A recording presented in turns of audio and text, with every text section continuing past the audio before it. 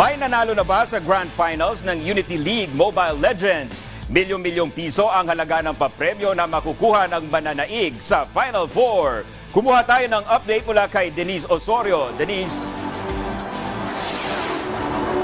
Dominic, heto na at nasa Grand Finals na tayo ng Unity League Mobile Legends Bang Bang.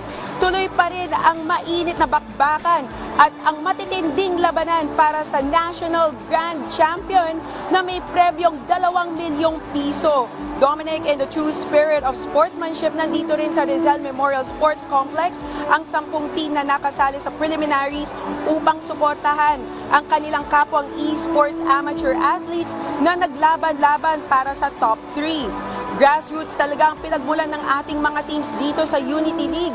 At tulad ng sinabi ni House Speaker Martin Romualdez noong Pebrero, talagang ito ang plataforma nila upang ibidang kanilang kahusayan sa isa sa pinakabago at umuusbong na disiplina sa palakasan. Dominic, sa halos 1,000 nag-register mula Northern Luzon hanggang Southern Mindanao. Mainit talaga at mataas ang tensyon sa pagitan ng nagwaging 2 team kanina.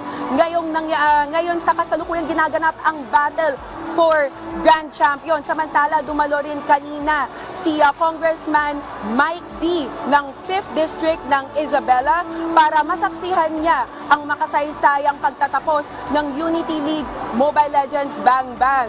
At mapapanood ninyo ang kabuuan ng nangyaring championship ngayong linggo dito lang sa inyong